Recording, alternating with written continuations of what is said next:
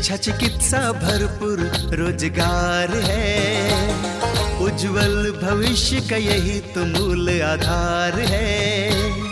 विकास हो रहा है, उत्थान हो रहा है, प्रगति का द्वार खुला है, दशा दिशा भी बदल रहा है। विकास की नई गाथा लिख रहा है झारखंड, हमारा झारखंड, उभरता झारखंड, हमारा झारखंड, उभरता झारखंड।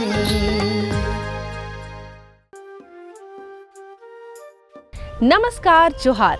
उभरता झारखंड कार्यक्रम में आप सभी का स्वागत है। मैं हूं नमिता। झारखंड का विकास हम सबका अभिमान। झारखंड की महिलाएं दिन प्रतिदिन आगे बढ़ रही है और अपने कार्यों में सफलता हासिल कर रही हैं। मैं आपको बताऊं कि हाथों का हुनर जो कहते हैं ना महिलाओं के पास से, वो है खान पान में। ऐसा ही एक समूह है जो खान पान की सामग्री तैयार कर रहा है और आत्मनिर्भर बनते हुए रोजी रोटी कमा रही है।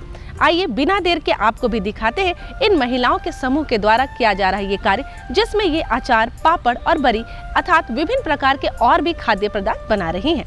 तो बिना देर के देखते हैं। आज हम पहुंचे हैं रामगढ़ के छोटकी पूना चितरपुर में, जहां सूरज महिला विकास समिति करके महिलाओं का एक समूह चलता है। ये समूह घर में उपयोग होने वाले कई सारे सामग्री का उत्पादन एवं प्रसंस्करण करता है, जैसे अचार, बरी इत्यादि इत्यादि। तो आइए आज हम इन महिलाओं से बातचीत करेंगे और ये समझने का प्रयास करेंगे कि इस समूह के माध्यम से किस प्रकार से इन्हें स्वरोजगार मिल रहा है, किस प्रकार से इन्हें रोजगार मिल रहा है, किस प्रकार से इनके आर्थिक हालात में परिवर्तन आ रहे हैं और यहाँ की महिलाओं का विकास हो रहा है। तो आइए स्वागत करते हैं यहाँ स्थानीय महिलाओं का। झारखंड प्रदेश के रामगढ़ जिले के चितरपुर में इन दिनों यहाँ की महिलाएं पूरे प्रदेश में महिला सशक्तिकरण का एक बेहतर उदाहरण पेश कर रही हैं। यहाँ की महिलाएं घर की चौखट की बेड़ियों को तोड़कर अपना अस्तित्व बनाने की दिशा में कदम बढ़ा चुकी हैं। ये महिलाएं इस क्षेत्र में 2001 से चल रही सूरज महिला विकास समिति से जुड़कर अचार, पापड़, बरी, आलू चिप्स जैसे पारंपरिक घरेलू उत्पादों का निर्माण कर रही हैं और उसका व्यवसाय कर रही हैं। इसके जरिए यहाँ की महिलाओं ने ये साबित कर दिया है कि यदि उन्हें सही मार्गदर्शन और अवसर मिले तो वे भी सफल बन सकती हैं। सप्ताह में बैठक करते हैं। हर सप्ताह में हम लोग 10 रुपया रखते हैं। तो इसी तरह करते करते हम लोग को सोच आ गया, जब हम लोग आगे बढ़ेंगे तो कैसे बढ़ेंगे। तो फिर हम लोग सर से बात किए तो बोला आप लोग का कितना पैसा है, का है। तो हम लोग बता दिए सारा चीज़। तो फिर वो हम लोग को लौंग दिए। तो लौंग दिए तो वो लौंग से हम लोग मने अथी खरीदे, उड़द का दाल खरीदे, उड़द दाल खरीदे, सारा चीज़ खरीद के फिर उसको हम लोग पीस के बना करके और हम लोग उसको बरी बनाए, आम का अचार बनाए, ओल का अचार बनाए, मिर्चा का अचार बनाए, लहसुन का अचार बनाए, सब चीज़ें हम लोग बनाए। तो फिर हम लोग को भैया आए, बोले दीदी का बनाई है। तो बोले भैया इतना सामान तो हम लोग बना चुके हैं, तो सेल कहाँ करती है। तो हम लोग का छोटा मोटा चितरपुर बाज़ार में था, तो वहीं हम लोग बेचते थे और अथी करते थे बना के। तो भैया आए तो बोले हम अगर आप लोग को रांची ले जाएंगे सरस मेला में तो जा सकती है। बोले हाँ भैया जाएंगे। तो फिर हम लोग मड़ुआ आटा को लाएँ, मकई आटा लाएँ और बीच में बड़ी अथी बनाए, निमकी है, सेव है, ये सब सारा आइटम बना चुके हैं। और बना करके हम लोग सरस मेला गए। उसके बाद एक बार हजारीबाग गए, एक बार धनबाद गए। मैंने अभी हम लोग लोकले में इसका बिजनेस कर रहे हैं। और महिला भी बोले तो महिला लोग भी अपना घर में बनाती है, तो हम अपना रेट से ख़रीद लेते हैं उन लोग से। क्या उन लोग बोले दीदी हम लोग समय नहीं दे पाएंगे वहाँ जाके, तो आप हम लोग से ख़रीद लीजिए। तो वही हम ख़रीद लेते हैं और ख़रीद करके हम बना लेते हैं, रांची में बेचते हैं सरस मेला में। पहले हम लोग सोच रहे थे कि कैसे बच्चा को पढ़ाएंगे लिखाएंगे, ये सोच रहे थे। लेकिन जब से अब ग्रुप में हम लोग जुड़ गए तो उसका पैसा को जो हम लोग लगाते हैं ब्याज में, तो वो पैसा हम लोग के फिर जैसे आगे बढ़ते हैं बचता है, तो उससे हम लोग बिजनेस किए। बिजनेस करने के बाद वो जो ना फ़ायदा होता है उससे हम लोग अपना घर चलाते हैं और बच्चा लोग को भी पढ़ा लिखा करते हैं। पापड़ अचार बनाते हैं, सब कुछ बनाते हैं, जानते हैं। हाँ, रांची लेके जाके बेचते हैं। अचार, पापड़, बड़ी, अदौरी, आम का अचार, बाँसकरील का अचार, आलूआ के चिप्स काटते हैं। हाँ, आम का अचार रखते हैं, बाँसकरील का अचार रखते हैं। इस समूह के माध्यम से यहाँ की महिलाएं अपनी गरीबी को दूर भगाकर अपने सपनों को साकार करने की दिशा में आगे बढ़ चुकी हैं। सरकार की मदद से ऋण लेकर ये महिलाएं समूह में खाद्य प्रसंस्करण, उसकी पैकेजिंग और विपणन का कार्य कर रही हैं। ये लोग अचार, पापड़, आलू चिप्स बनाकर उसे स्थानीय बाजार में तो बेच ही रही हैं, साथ ही साथ सरकार की सहायता से वे इन उत्पादों को सरस मेले तक पहुंचाने में भी कामयाब हो गई हैं। ये महिलाएं इस कार्य से साल में लगभग 1 से 1.5 लाख रुपए तक की आमदनी प्राप्त कर ले रही हैं। और मैं इसमें पहले मेरे गरीबी रेखा था, कुछ पहले नहीं जानते थे, और जिस समिति में हम ग्रुप ने जुड़े, आगे हम बढ़े। पहले हम घर से निकलने के लिए हमको सोचना पड़ता था। उसके बाद हम जब से मेरे इलाचो दीदी मेरे पास आए, बताएं चलो हम लोग सब महिला मिल के आगे हम लोग काम करेंगे, आगे हम लोग बढ़ेंगे। और आगे हम लोग सब महिला लोग जुमे और इकट्ठा हुए और 10-10 रुपये करके रखना स्टार्ट किए। फिर इसी से हम लोग लोन लिए, आगे के बिजनेस हम लोग बनाए। फिर हम लोग सोचे कि पहले शुरुआत क्या करें, तो हम लोग पहले सोचे कि अचार पापड़ बनाने के लिए सीखते हैं और हम लोग बेचार करने के लिए तरीका। तो हम लोग बोलते हैं कि बाज़ार हम लोग नहीं जा पाएंगे, तो मेरे दीदी को बोले कि आप हम लोग बनाएंगे और आप बेचिएगा। तो हम लोग इसी तरह आगे करके थोड़ा बेच के हम बिजनेस को बढ़ाएं। हम अचार बनाने के लिए फर्स्ट टाइम हम लोग अचार बनाने के लिए हम लोग सोचे, तो पहले अचार को हम लोग आम को काटिंग किए और कटिंग करके उसके बाद फिर धूप में सुखाएं, सुखा के फिर उसको हल्दी मसाला डाल के फिर उसको अचार पैकिंग करके फिर पैकिंग करके हम लोग मार्केट में फिर सेल किए। अभी बहुत खुशी है, पहले की स्थिति और अब की स्थिति बहुत अच्छा है। पहले तो कुछ खाने के लिए 10 रुपया सोचना पड़ता, बिंदी लेने के लिए सोचना पड़ता कि 10 रुपये हम कहाँ से लाएं। और अभी ग्रुप ने जोड़ के हम 10 रुपये कमाने, 10 रुपये से भी हम लाख तक पहुँच चुके हैं। अचार, पापड़, बड़ी पापड़, अचार सब यही सब के करते। 15 महिला विकास समिति में पूरा है, 15 महिला लोकल बाजार में ही बेचते हैं। सब दूर में ही के सरकार से लोन मिला था, इसके सब सदस्य। ये महिलाएं बताती हैं कि महिला समूह इनकी गरीबी को दूर करने में काफी मददगार साबित हो रहा है। इसकी वजह से इन लोगों को रोजगार प्राप्त हुआ है और निश्चित आमदनी का एक जरिया मिला है। ये बताती हैं कि अब ये लोग किसी भी कार्य के लिए पुरुषों पर निर्भर नहीं हैं। ये इस आमदनी से अपनी गृहस्थी भी चला रही हैं और अपने बच्चों को अच्छी शिक्षा भी उपलब्ध करा रही हैं और उन्हें एक स्वस्थ जीवन दे रही हैं। इस वजह से इन महिलाओं की इज्जत न सिर्फ घर में बल्कि समाज में भी बढ़ी है।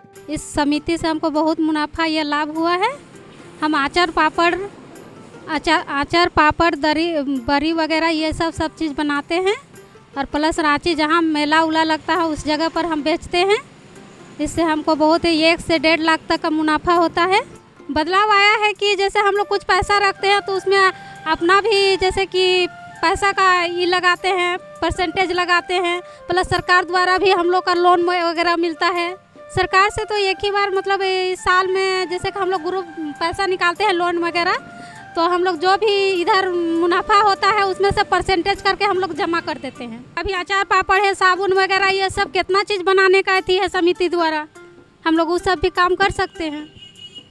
महिलाओं का घर बैठे कितना रोजगार मिलता है, हम लोग उस सब से बढ़ोतरी कर सकते हैं। अगर सरकार का हम लोग पर ये है तो घर परिवार में पैसा ही से सब कुछ चलता है सर, पैसा नहीं रहेगा तो घर कैसे चलेगा।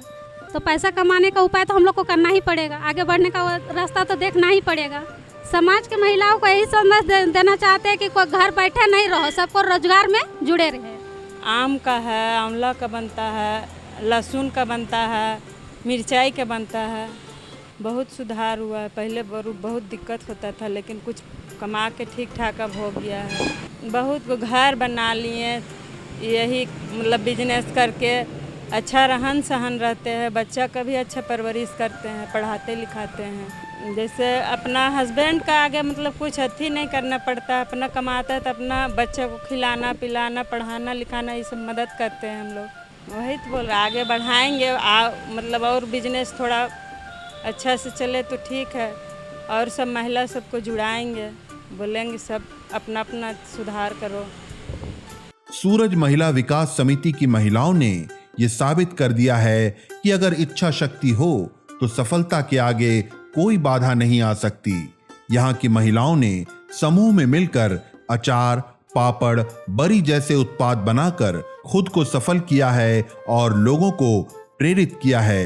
ये महिलाएं समूह की शक्ति से न सिर्फ अपने परिवार को संभाल रही हैं, बल्कि स्वयं अपने निर्णय ले रही हैं और समाज में सम्मान के साथ जी रही हैं। बातों का सिलसिला यूं ही जारी रखते हुए अब हम आपको बताएंगे कि किस तरह से हमारी बालिकाओं में गुणात्मक विकास हो रहा है, वो भी नवाचार से। नए तकनीक से इन्हें पढ़ाया जा रहा है और इसका शिक्षण प्राप्त करके हमारी बालिकाएं जो है वो काफी प्रसन्न है और अपने लक्ष्य को आसानी से प्राप्त करने के लिए आगे बढ़ रही हैं। तो आइए आप भी देखिए और अपने जीवन को सफल बनाइए। झारखंड राज्य के रामगढ़ जिले में स्थित एक छोटा सा कस्बा है चितरपुर, जहां के ज्यादातर लोगों की आजीविका मजदूरी पर निर्भर है। इस क्षेत्र में अशिक्षा का घोर अंधकार रहा है। ऐसे में इस भूमि पर एक नई सोच के साथ शिक्षा में क्रांति लाने का कार्य कर रहा है माउंट एवरेस्ट स्कूल। यहाँ की शिक्षा पद्धति किताबों से ऊपर उठ चुकी है। यहाँ की शिक्षा करके देखने, समझने और खोज पर आधारित है। यही वजह है कि यहाँ के बच्चे यहाँ की पढ़ाई से वैज्ञानिक सोच से संपन्न बन रहे हैं। फर्दर रिसर्च के लिए मैं जर्मनी चला गया। मैं टेक्निकल यूनिवर्सिटी ब्राउनश्विग बर्लिन से मैं as a Marie Curie fellow था। मैं रिसर्च कर रहा था, तो फिर रिसर्च करते हुए मैं काफ़ी यूरोपियन प्रोजेक्ट में था, तो अलग अलग कंट्री में मैं जाता था। कुछ दिनों के बाद मैं पेरिस में था और मैं पेरिस को मेरे प्रोजेक्ट होने के बाद मैं घूम रहा था पेरिस। तो पेरिस घूमते हुए मुझे ये आया कि मेरे जो काम है, जो मेरा जो रिसर्च है, वो मेरे रिश्तेदारों को, मेरे पड़ोस को, मेरे क्षेत्र के या ऐसे लोग जो अंडर प्रिविलेज लोग हैं, क्या उसको फ़ायदा हो रहा है। तो मुझे लगा कि नहीं, हमारा जो रिसर्च है एरोस्पेस मटेरियल्स में मैं रिसर्च करता हूँ, तो उसमें एलिट क्लास को ही मेन फ़ायदा हो रहा है। तो मैं इस चीज़ को इसी इंस्पिरेशन के साथ मैं वापस आया। मैं नेशनल एरोस्पेस लेबॉर्ट्री ज्वाइन किया बेंगलोर में, और सेम उसी समय मैं सोचा कि मैं अपनी ज़िंदगी जो है मैं शिक्षा के क्षेत्र पे दूंगा। लेकिन मैं एक सवाल पूछता हूँ, आप क्या बता सकते हैं कि जस्ट 1 मिनट के अंदर कि 5 भारतीय को नाम बताइए जो आप सॉफ्टवेयर यूज़ करते हैं। मतलब ऐसे कुछ 5 सॉफ्टवेयर कंपनीज का नाम बताइए जैसे हम इंडियंस ने बनाए। हम उसके मैनेजर्स हैं, लेकिन हम उसके इन्वेंटर्स नहीं हैं। तो कहीं ना कहीं हमारी शिक्षा में तो शिक्षा ये पे है कि हम इतने बड़े बड़े इंजीनियर्स पैदा कर दे रहे हैं, जो सत्या नाडेला माइक्रोसॉफ्ट को हेड कर रहा है, सिर्फ सुंदर पिचाई गूगल को देख रहा है, और मतलब उन्हीं के अंदर पूरा खेल रही है दुनिया।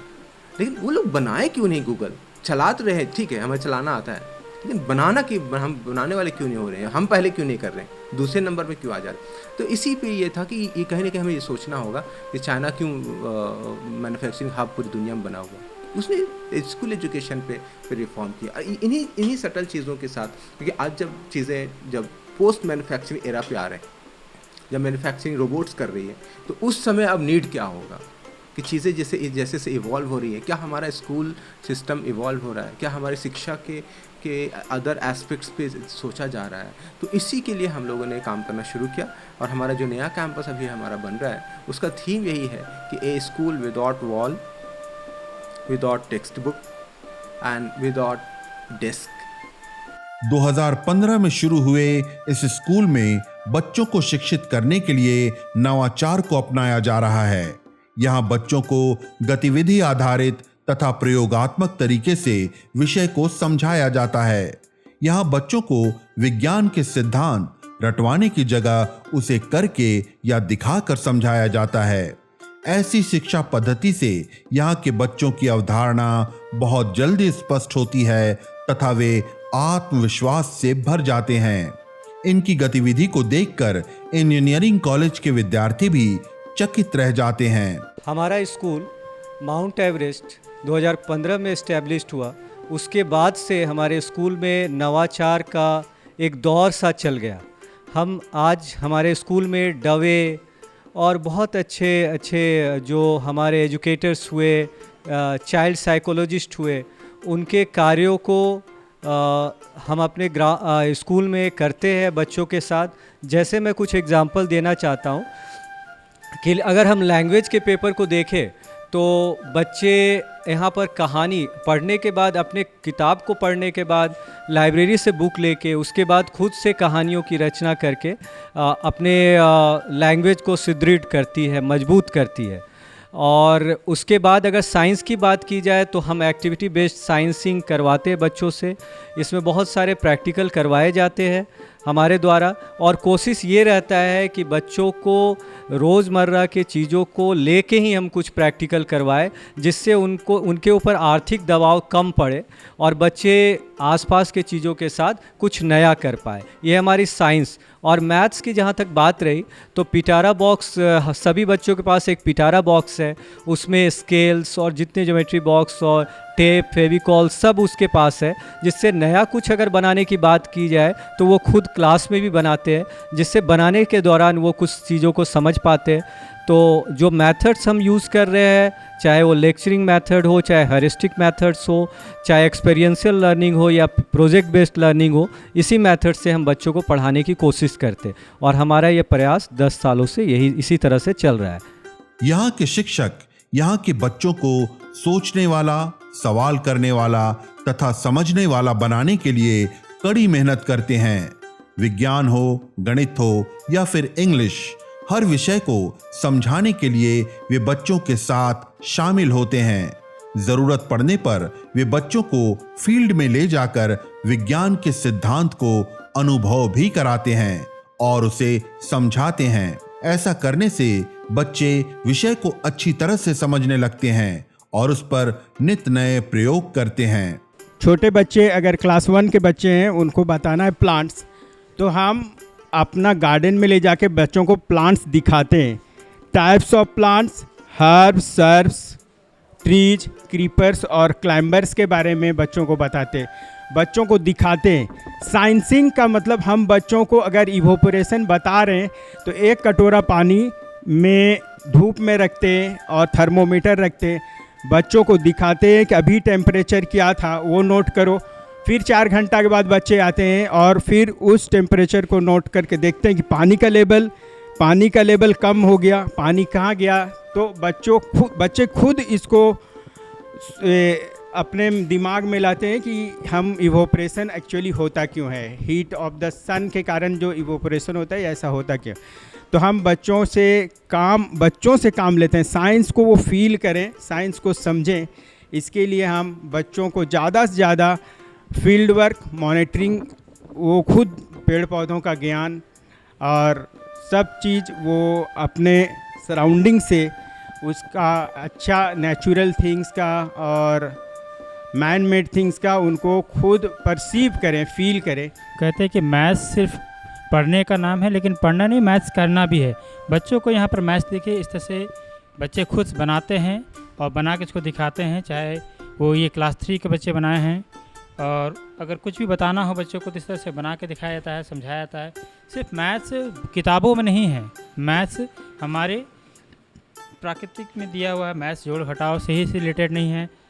तो बच्चों को यहाँ पर जितना भी मैथ्स सिखाया जाता है सब पढ़ाने के साथ साथ उसको करवाया भी जाता है।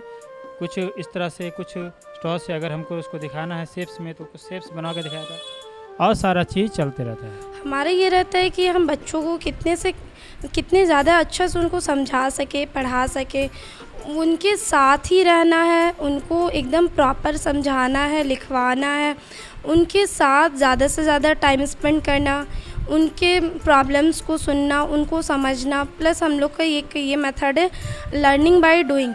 हम लोग जो भी पढ़ाते हैं बच्चों को, उनको करवा करके बताते हैं। जैसे अगर हम लोग इंग्लिश ले लेते हैं, वर्ड्स, अगर हम लोग उसको ए साउंड वर्ड्स करवा रहे हैं, तो उनके हेल्प पे हम लोग Eva sheet, TLM activities, Eva sheet हो गया, फ्लैश कार्ड वगैरह का यूज़ करते हैं और फिर बच्चों को उनसे करवाते हैं ताकि बच्चे लिखना ही ना सीखे, उसके साथ साथ समझे कि वो क्या है, वो क्या पढ़ रहा है, उसका मतलब क्या होता है।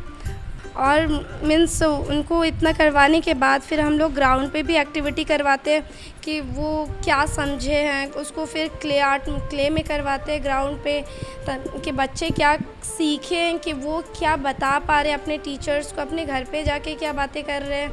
ये सारा कुछ टीचर्स को पता होना चाहिए ताकि बच्चों को समझाने में, उनको और भी ज़्यादा सिखाने में हमें हेल्प होता है। ये यहाँ की शिक्षा पद्धति तथा शिक्षकों की मेहनत का ही फल है कि यहाँ के बच्चों ने आज कई नवीन वैज्ञानिक मॉडल बनाए हैं। यहाँ किसी ने फायर फाइटिंग रोबोट बनाया है, तो किसी ने पोर्टेबल लेथ मशीन तथा बहुउद्देशीय चूल्हे का निर्माण किया है। इसमें 3 सेंसर लगा हुआ है जिसका फ्लेम सेंसर नाम है। जो लेफ़्ट वाला सेंसर है जो राइट व्हील को मूव करता है, and right sensor left wheel को मूव करता है, और सेंटर सेंसर दोनों व्हील को मूव करता है और वाटर पंप को स्टार्ट करता है। जो वाटर पंप और सर्वो मोटर इसको मतलब स्प्रे करता है वाटर को। एंड आर्डिनो लगा हुआ है जिसमें कोडिंग की है, जिसके मतलब ब्रेन बोल सकते एक तरह का, ये ब्रेन है पूरे रोबोट का, जिसके मदद से ये वर्क कर रहा है। अब इसका यूज़ किस तरह हो सकता है? हम लोग देखते हैं कि किचन में अक्सर आग लग जाता है, ठीक है, तो उस समय हम नहीं देख पाते कि कहाँ आग लगा हुआ है, मतलब परफेक्ट मतलब आग बुझा दिए पर आग रह जाता है, तो उस समय ये जो फ्लेम सेंसर है ये फायर को डिटेक्ट करता है, फिर वो ऑटोमेटिक फायर के पास जाता है और आग को बुझा देता है पानी की मदद।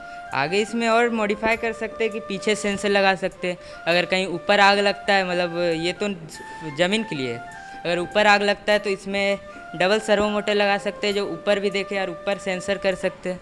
सेंसर ऊपर लगा देंगे तो ऊपर से भी फ्लेम डिटेक्ट करेगा। ये जो है ये lathe machine, portable lathe machine है। जैसे हम लोग को पोर्टेबल लेथ मशीन जो बहुत बड़े बड़े होते हैं, हम लोग को जैसे वुड में डिज़ाइन करना रहता है तो हम लोग को बाहर बहुत दूर जाना पड़ता है उसमें डिज़ाइन करवाने के लिए। तो वही हम लोग सोचे कि क्यों ना हम घर में वही पोर्टेबल लेथ मशीन को छोटा बनाए। तो वही हम लोगों ने ये पोर्टेबल लेथ मशीन को छोटे फॉर्म पे बनाया है, जिसमें मोटर की ज़रूरत हुई और बैटरी, वायर और स्विच। और ये जो पोर्टेबल लेथ मशीन होता है वो वुड में डिज़ाइन करने के लिए होता है। पोर्टेबल लेथ मशीन बहुत बड़े साइज़ में आता है। पोर्टेबल लेथ मशीन के लिए बहुत लोगों को दूर से करना पड़ता है और उसमें पैसे की खर्चे भी बहुत ज़्यादा होती है। और अगर हम इसे घर में बनाते हैं तो इसमें हमारा ज़्यादा पैसा खर्चा नहीं होता है। हम लोग तो बस इसका मॉडल डेमो बनाए हैं, जिसके कारण ये वो इतना ज़्यादा पावरफुल नहीं है। और अगर हम इसको एडवांस करना चाहें तो इसमें हम बैटरी जो हम लोग का 9 वाट का उससे ज़्यादा वाट का करेंगे तो ये और पावरफुल हो सकता है और अच्छे से वर्क भी कर सकता है। मैंने इस चूल्हे को इसलिए बनाया क्योंकि जब गांव के लोग या फिर देहात में वहाँ पे गीजर की ज़्यादा गीजर ख़रीदना नामुमकिन रहता है, पैसे की बहुत किल्लत होती है। तो इसलिए जैसे मम्मी लोग चूल्हे में खाना बनाती है तो उसी में मैंने सोचा कि यहाँ पे क्यों ना टंकी बना दिया जाए। और ये चूल्हा एक बार में 3-4 कामें कर लेता है। जैसे यहाँ पे आप कोयला डालेंगे तो ऊपर यहाँ पे खाना बना सकते हैं, इधर से हॉट वाटर निकलेगा, इधर से डिस्टिल्ड वाटर, और ये जो यहाँ से आप भाप यहाँ से निकल जाएगा और आपको पहले यहाँ से पानी डालना पड़ेगा। तो इस चूल्हे से हम बहुत सारे काम ले सकते हैं एक ही बार में और इससे ज़्यादा वेस्ट भी नहीं होगा। ये प्रोजेक्ट रोशनी है जो हमारे स्कूल के बच्चों ने किया है। ये अंधों के लिए चश्मा है। तो अंधों के लिए क्या है कि वो दिखता नहीं है, तो ये सेंसर बेस्ड चश्मा है, जिससे अगर एक अंधा आदमी जा रहा है, बाएं साइड से कोई अगर चीज़ आ गया, जैसे मैं आ गया, तो ये बाएं साइड से जो एक बजर लगा हुआ है उसके बजेगा कि उसको लगेगा कि बाएं तरफ से कोई चीज़ है या दीवार है या कोई चीज़ आ रहा है या गाड़ी आ रही है। ये यही चीज़ अगर दाएं तरफ से अगर कोई चीज़ आ रही है कोई ये, तो ये दाएं तरफ का जो बजर है बजेगा, ठीक है। अगर ये अंधा आदमी आगे जा रहा है, अगर आगे से कोई आ गया तो इसका दोनों बजर बजेगा, दोनों, ये देखिए दोनों बजर बज रहा है, ठीक है। और इस तरीके से इन लोगों ने ये सोचा कि एक अंधा आदमी को देख के इन लोगों ने ये सोचा कि हम ऐसा चीज़ बना सकते हैं जो टेक्नोलॉजी के माध्यम से इसका प्रॉब्लम को सॉल्व कर सकते हैं। आज जब हर जगह शिक्षा अंकों की दौड़ में लगी हुई है, ऐसे में माउंट एवरेस्ट स्कूल बच्चों को शिक्षा जगत में नई राह दिखा रहा है। ये उनके अंदर वैज्ञानिक सोच पैदा कर नई नई चीजों को गढ़ना सिखा रहा है। चितरपुर जैसे कस्बे में विज्ञान की जली ये लौ पूरे देश को नई रोशनी प्रदान कर सकती है। तो देखा आपने कि एक तरफ एक महिला समूह है जो घरेलू उपयोग में आने वाले सामग्री को बना के आर्थिक तौर पे सशक्त हो रही है, वहीं दूसरी ओर साजिद हुसैन है जो अपना एक स्कूल चला रहे हैं और साथ ही साथ झारखंड सरकार के साथ मिलकर के शिक्षा के क्षेत्र में काम भी कर रहे हैं। यहाँ इनका विज़न है कि ये किसी तरह से मॉडर्न एजुकेशन को लाएं और बच्चों को मॉडर्न एजुकेशन दें, ना कि पारंपरिक तरीके से पढ़ाएं। यहाँ आपने देखा कि कई सारे लैब है, बच्चों को कई तरह की साइंस एंड मॉडर्न टेक्नोलॉजी की शिक्षा दी जा रही है, जिससे बच्चों का संपूर्ण विकास हो पा रहा है और आज के इस वैज्ञानिक युग के लिए बच्चे तैयार हो पा रहे हैं। और अगर इसी तरीके से हर एक स्कूल में बच्चों को इसी तरीके से मॉडर्न एजुकेशन दिया जाएगा तो हमारा देश भी सशक्त होगा, बच्चों का संपूर्ण विकास होगा और एक दिन हमारा देश विकसित देशों की सूची में नंबर 1 हो जाएगा। तो इसी के साथ दीजिए हमें और हमारी टीम को इजाज़त। अब हम आपसे मिलेंगे अगले कार्यक्रम में, तब तक के लिए नमस्कार, जोहार। देखा ना आप सभी ने, अगर पढ़ाई में तकनीक का इस्तेमाल किया जाए तो ये आसान भी हो जाता है और कम समय में इसे समझना भी बहुत आसान हो जाता है। मुश्किलें भी हमारे रास्ते से दूर हट जाती हैं। बातों का सिलसिला यूं ही जारी रखती, लेकिन समय हो गया है आपसे विदा लेने का। हम लेंगे आपसे इजाजत ताकि अगले अंक में पुनः हम आपको उभरता झारखंड कार्यक्रम के माध्यम से झारखंड के विकास के बारे में बताएं और आपको अपने जीवन में आगे बढ़ने के लिए उत्साहित करें। तब तक के लिए आप मुझे और हमारी पूरी टीम को इजाजत दीजिए। नमस्कार, जोहार। विकास की नई गाथा लिख रहा है झारखंड, हमारा झारखंड, उभरता झारखंड, हमारा झारखंड, उभरता झारखंड।